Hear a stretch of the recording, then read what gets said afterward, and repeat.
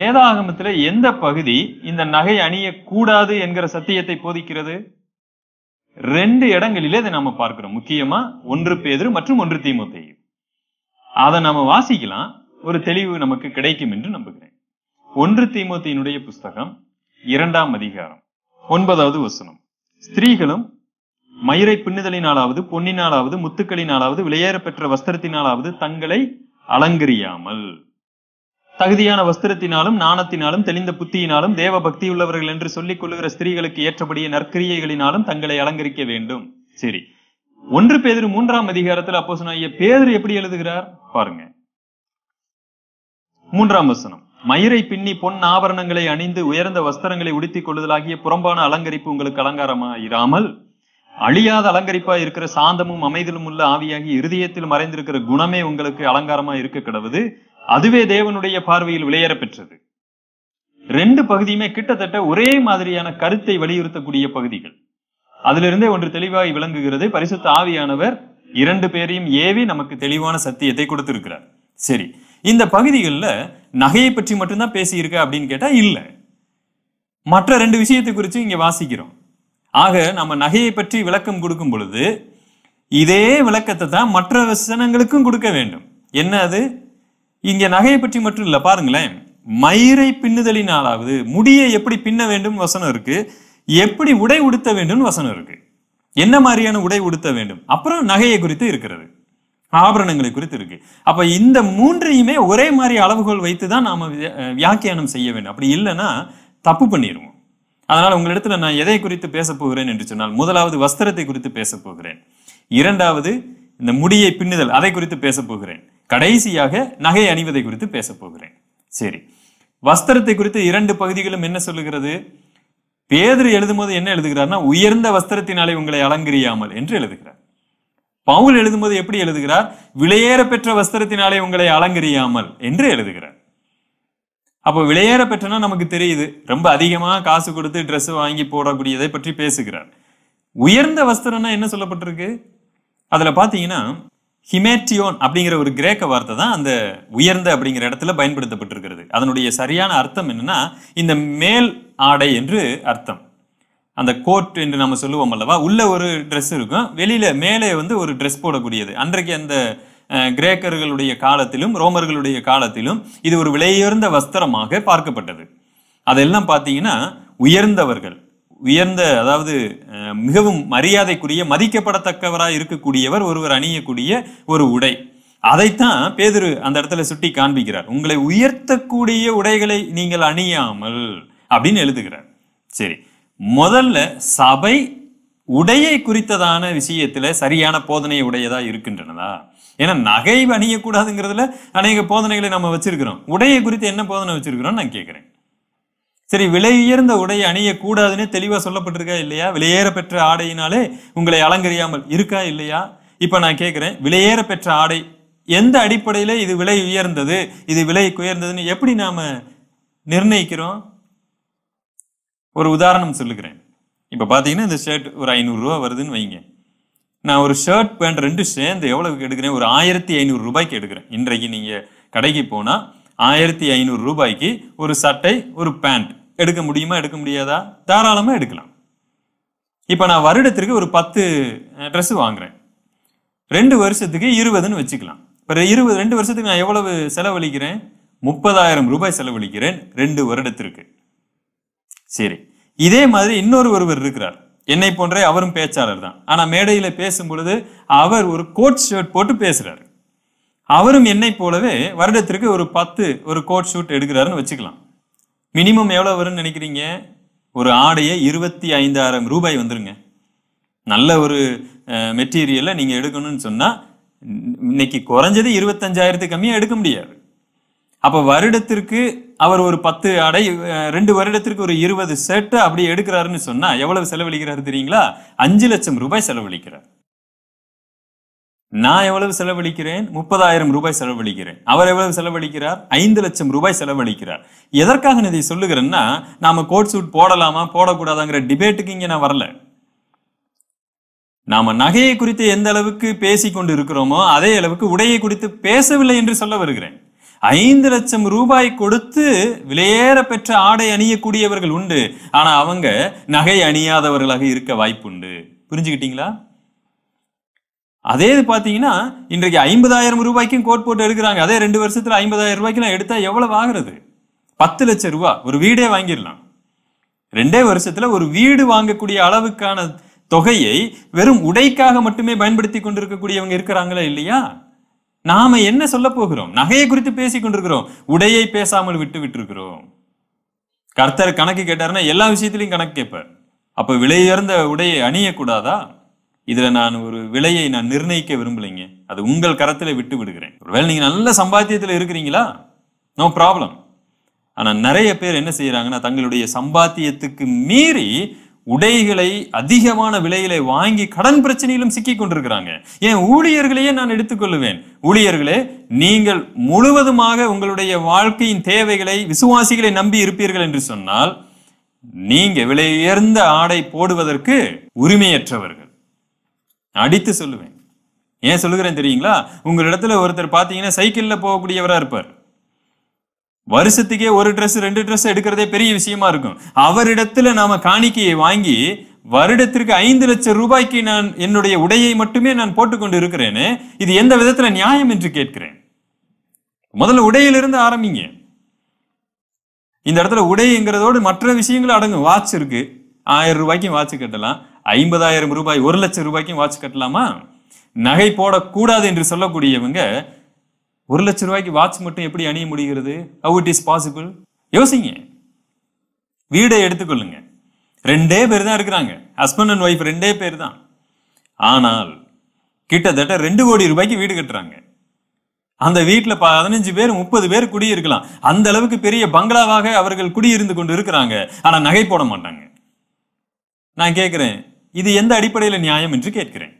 நான் எல்லாமே வாதத்திற்காக பேசி கொண்டிருக்கிறேன். நீங்க உடனே வீடு கட்டுறது பாவம், ஐயோ இவ்வளவு காசு கட்டுறது பாவம் அப்படின்னு ஒரு கதையை கட்டி விட்டுறாதீங்க. நான் அதை குறித்து பேசவில்லை. எவ்வளவு விலையில வீடு கட்டணும்னு பேசல. ஆனால் நகை அணிவது பாவம் என்று பேசக்கூடியவர்கள் இந்த மாதிரியான பகட்டான வாழ்க்கையில இருக்கிறார்களே, அப்ப அதை குறித்து ஏன் யோசிக்கவில்லை என்று பேசுகிறேன். சபையில நாம் என்னைக்காவது இதை பத்தி பேசி இருக்கிறோமா? சிந்திக்க வேண்டி இருக்கிறது. சரிங்க. அதே மாதிரி வீடு, வாட்சு, வஸ்திரம், காரையும் அதுல சேர்த்துக்குங்க. கார் ஒரு 10 லட்சம் ரூபாய்க்கு நல்ல கார் வாங்கி ஓட்ட முடியுமா? முடியாதா? தாராளமா முடியும். ஆனால் நகையை அணிய மாட்டாங்க. ஆனா பாத்தீங்கன்னா பென்ஸ் காரிலையும் BMW காரிலையும் வந்து இறங்குவாங்க. இது எந்த விதத்துல நியாயம்னு நான் கேட்கிறேன். 1 கோடி ரூபாய் மதிப்புள்ள ஒரு காரில் வந்து இறங்குவது. ஊழியர்களே அப்படி இருக்கிறாங்கன்னு நான் சொல்ல வர்றேன். அதே ஊழியர் சபையில வந்து நகை போடாதீங்க, அது ஆடம்பரம், ஆடம்பரத்திற்காக தான், அலங்கரிப்புக்காக சொல்லப்பட்டிருக்கிறது. அப்ப நான் கேட்கிறேன், BMW கார்ல வந்து இறங்குவதற்கு பெயர் என்னன்னு நான் கேட்கிறேன். இல்ல பிரதர், அது வந்து எங்களுக்கு நல்ல சொகுசா இருக்கு. சொகுசு வாழ்க்கைக்காகவா கிறிஸ்தவர்கள் ஊழியர்களை தாங்குகிறார்கள்? நான் கேட்கிறேன். என்னுடைய ஓன் சம்பாத்தியத்துல நான் என்ன வேண்டுமானாலும் வாங்க முடியும். அது கூட எனக்கு உரிமை இருக்கு. சரி, விட்டுறலாம், யாரும் கேள்வி கேட்க முடியாது. ஆனால் விசுவாசிகளிடத்துல பணம் இல்லை, அந்த எனக்கு எவ்வளவு கஷ்டமா இருக்கு, அது இல்லை இது இல்லைன்னு சொல்லி தசமபாகத்தை வாங்கி BMW போவது என்பது எந்த விதத்துல நியாயம் என்று கேட்கிறேன். நியாயம் இல்லை தானே? நான் அப்படி செய்ய போறது கிடையாது. நான் அப்படி செய்ய மாட்டேன். அதுக்கான வாய்ப்பு வந்தாலும் செய்யவே மாட்டேன். அப்ப அலங்கரிப்பை குறித்து பேசுறோம். ஆனா இந்த அலங்கரிப்பை குறித்து நாம ஏன் பேச மாட்டேங்கிறோம்? கர்த்தர் கணக்கு கேட்பார். அதனால வஸ்திரத்தை குறித்து முதலாவது பவுல் எழுதுகிறார், பேதுரு எழுதுகிறார். முதல் வஸ்திரத்துக்கு ஒரு முடிவை கட்டுவோம்.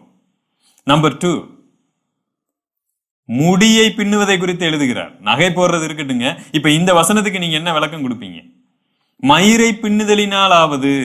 அப்படித்தானே இருக்கு. 2 விஷயத்திலையும் பாருங்களேன்.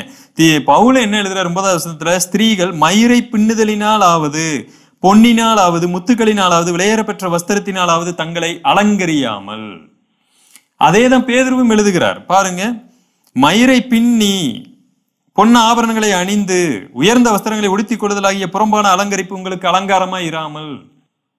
சில வயதானவங்க இன்றைக்கு இருக்கக்கூடிய யங்ஸ்டர்ஸை பார்த்து சொல்லுவாங்க. ஏன்னா யங்ஸ்டர்ஸுடைய ஒரு ஃபேஷன் என்ன தெரியுங்களா? அப்படி எந்த ஒரு அந்த அழுத்தி எண்ணெய் வச்சு சீவி நல்லா இறுக்கி சடை போட்டு அப்படி போறது வந்து இன்னைக்கு ஃபேஷன் கிடையாது அப்படின்னு நான் நினைக்கிறேன். எனக்கு தெரியல.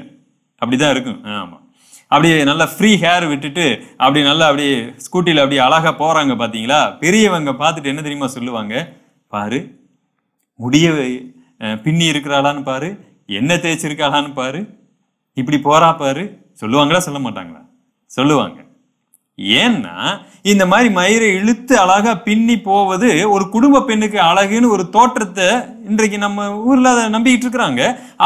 அதே ஒரு ஃப்ரீ ஹேரை விட்டுட்டு போனா அவங்க ஏதோ ரொம்ப மாடர்னா இருக்கிறாங்க, அடக்க ஒடுக்கமா இல்லை அப்படின்னு ஒரு தோற்றம் இருக்கிறது. இப்ப சொல்லுங்க, இவர் மயிரையே பின்ன கூடாது அப்படிங்கிறாரு. அந்த அலங்கரிப்பு தேவையில்லை. அப்ப நாம என்ன செய்யறோம்? தலை சீவுறதையே விட்டுறோமான்னு நான் கேட்கிறேன். இல்லையே. அதை எப்படி பக்குவமா நம்ம புரிஞ்சுக்கிட்டோம்? அதே மாதிரிதான் நகையை குறித்தும் எழுதுகிறார். நகை போடுவது பாவம் என்று நீங்கள் உணர்வீர்கள் என்று சொன்னால், அப்ப மயிரை பின்னுதலை குறித்ததான விஷயத்துல என்னைக்குமே ஒரு நாட்டு கூட போடக்கூடாது. ஆனா அதற்கு நம்ம எப்படி கீழ்ப்படிஞ்சிருக்கிறோம்? அதை நம்ம சரியா புரிஞ்சுக்கிட்டோம். ஆனா நகை விஷயத்துல மட்டும் கோட்டை விட்டு இருக்கிறோம். அதனால 2வது குறிப்பு, மயிரை பின்னுதலினாலாவது அதை எப்படி புரிந்து கொள்கிறோம்? நம்மளுடைய கலாச்சாரத்திலே எது டீசென்ட்டா பார்க்கப்படுகிறது அதை நீங்க பின்பற்றுங்க. நான் சொல்ல வர்றேன், எது டீசென்ட்டா இருக்கோ அதை நீங்க ஃபாலோ பண்ணுங்க. நிச்சயமா எந்த தப்பும் இல்லை. தகுதியான வஸ்திரம்னு சொல்லப்பட்டிருக்கு பாத்தீங்களா? தகுதியான அலங்கரிப்பு, முடியல கூட தகுதியான அலங்கரிப்பு. மற்றவர்களை கவர்ந்திழுக்கிற வசீகர அலங்கரிப்பை நான் குறித்து பேசவில்லை. ஒரு சில போஸ்டிங்க்கென்று முடியை அலங்கரிக்கக்கூடியவைகள் இருக்கின்றன. உதாரணத்திற்கு நல்ல ஒரு ஹை போஸ்டிங்ல ஒரு பெண்மணி இருக்கிறாங்கன்னு பாத்தீங்கன்னா, அவங்க அழகா அப்படியே ஒரு கொண்டை போட்டிருப்பாங்க. அது ரொம்ப டீசென்ட்டா இருக்கும். பார்த்தாலே அப்படியே கம்பீரமா இருக்கும். பார்த்தாலே நமக்கு அப்படியே மரியாதை கொடுக்கணும்னு தோணும். அந்த வயதானவங்க அந்த மாதிரியான ஒரு இதை கொடுப்பாங்க. இதெல்லாம் ஒரு உதாரணத்திற்கு சொல்லுகிறேன்.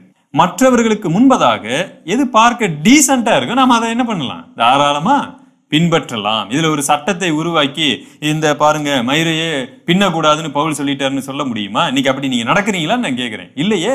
அதனால வசனத்தை நாம ரொம்ப ஜாக்கிரதையா வியாக்கியானம் செய்யணும். சரி, கடைசியாக பொன்னினாலாவது முத்துக்களினாலாவது என்ன சொல்றது, ஆபரணங்களினாலாவது உங்களை அலங்கரியாமல் என்று சொல்லப்பட்டிருக்கு. நான் முன்னாடி சொன்னதுக்கு தான் இதுவும். இதையும் அப்படித்தான் நாம புரிந்து கொள்ள வேண்டும்.